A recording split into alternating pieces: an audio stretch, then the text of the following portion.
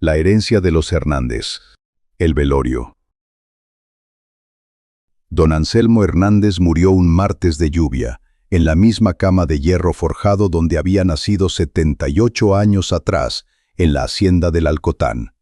La noticia corrió por los corredores de piedra antes de que el médico terminara de firmar el certificado, y para cuando cayó la noche, los tres hermanos ya estaban sentados en la sala principal, separados por un silencio que pesaba más que el ataúd. Ricardo, el mayor, se había hecho cargo de la hacienda los últimos 10 años mientras su padre enfermaba. Tenía las manos curtidas y la mirada de quien ha cargado solo un peso que otros solo miraron de lejos.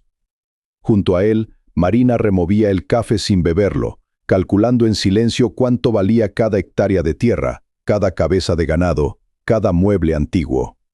El menor, Tomás, el artista de la familia, el que se había ido a la ciudad y solo volvía en Navidad, miraba el féretro con una tristeza que no sabía si era real o solo la sombra de la culpa.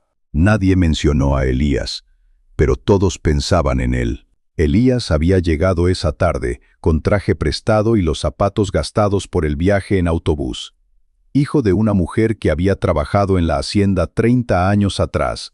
Hijo que don Anselmo nunca reconoció en vida, pero que llevaba su misma nariz aguileña y el mismo gesto de terquedad en la mandíbula.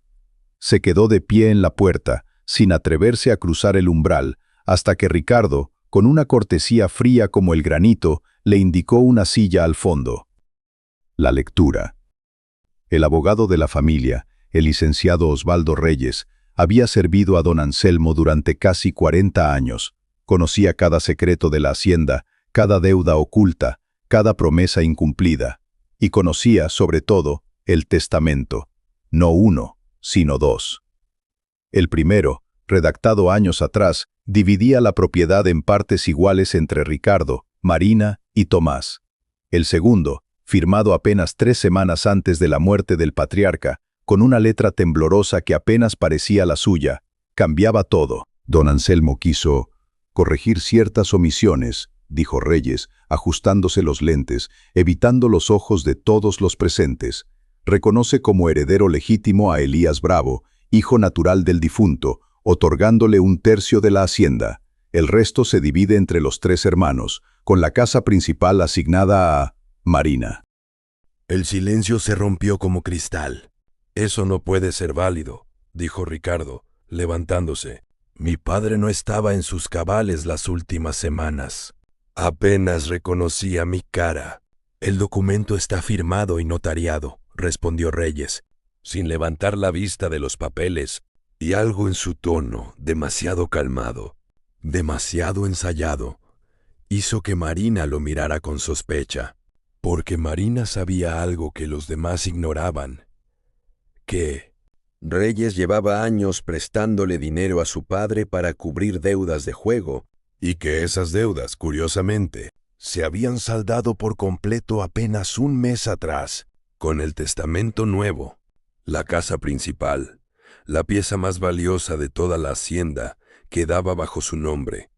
Y ella sabía exactamente cuánto le debía a Reyes, y exactamente qué tan fácil sería para él quedarse con una comisión que nadie más conocería.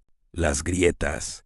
Tomás fue el primero en acercarse a Elías, no por afecto, sino por cálculo. Si el testamento se peleaba en tribunales, un aliado inesperado podía inclinar la balanza. Le ofreció café, preguntas amables, una cercanía que Elías, hambriento de una familia que nunca lo había llamado suyo, aceptó con una gratitud que dolía de ver. «Nuestro padre te mencionaba a veces», mintió Tomás, y la mentira brilló en los ojos de Elías como una limosna que él tomó sin dudar. Pero Ricardo no perdonaba. Para él, Elías no era un hermano.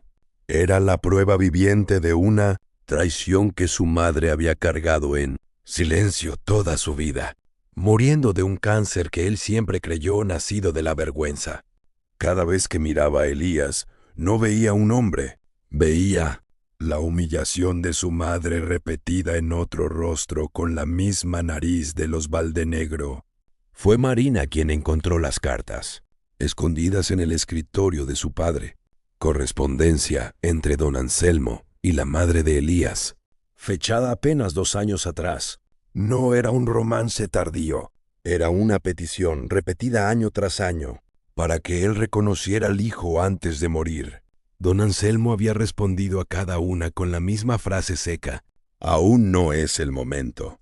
El momento había llegado solo cuando la muerte ya tocaba la puerta. La confrontación. La noche antes del entierro, los 4 se encontraron en la biblioteca, casi sin planearlo, como piezas que la casa misma había reunido. «Yo no pedí nada de esto», dijo Elías con la voz quebrada, sosteniendo las cartas que Marina había puesto sobre la mesa sin decir palabra. «Ni siquiera pedí que me reconociera. Solo quería saber si alguna vez pensó en mí. Pensó en ti lo suficiente como para quitarnos lo que es nuestro», escupió Ricardo. «Nada de esto es tuyo todavía», intervino Marina, y por primera vez su voz no sonó calculadora sino cansada, genuinamente cansada. «Y hay algo más que deberían saber». Les habló de Reyes, de las deudas, de la comisión que el abogado ya había empezado a negociar en privado con un comprador interesado en la casa principal, aprovechando que la herencia estaba fracturada y nadie vigilaba con cuidado los papeles. El testamento no había sido un acto de conciencia tardía de su padre, había sido, en parte, redactado bajo la sugerencia interesada de un hombre que llevaba años royendo la fortuna de la familia desde adentro. Tomás, que hasta entonces había jugado a la neutralidad, sintió que el suelo bajo su cálculo se movía. Si Reyes caía, el testamento entero podía anularse y con él cualquier ventaja que hubiera imaginado sacar de su cercanía fingida con Elías. Lo que quedó. No hubo reconciliación fácil. Ricardo y Elías no se abrazaron ni se perdonaron. Apenas con los años aprendieron a compartir una mesa sin que el aire se llenara de cuchillos invisibles.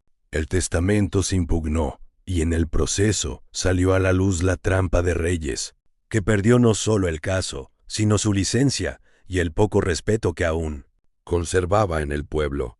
La hacienda se dividió, al final, casi como el primer testamento había dispuesto, 3 partes iguales entre los hermanos, pero con una cláusula nueva, insistida por Marina en memoria de las cartas que había leído. Un fondo para Elías, no como heredero legítimo de la tierra, sino como algo que ninguno de los 3 supo nombrar del todo. Reparación, quizás, o culpa disfrazada de generosidad. Tomás volvió a la ciudad sin la fortuna que había soñado, pero con una pintura empezada, un retrato de la hacienda bajo la lluvia, con 4 figuras distantes en el umbral, ninguna mirando a la otra. Y en las noches de tormenta, cuando el viento golpeaba los postigos de la casa principal, algunos en el pueblo juraban que aún se oía la voz seca de don Anselmo repitiendo su frase de siempre, ahora vacía de sentido, ahora demasiado tarde, aún no es el momento. Fin. Hemos llegado al final de este video. Muchas gracias por acompañarme y dedicar unos minutos de su tiempo. Si este contenido fue de su agrado, le invito a suscribirse al canal y compartir este video con sus familiares y amigos para que más personas puedan disfrutar de estas historias. No olvide dejar su comentario. Me encantará leer su opinión y saber qué temas le gustaría ver en futuros videos. Gracias por su apoyo. Nos vemos en el próximo video. ¡Hasta pronto!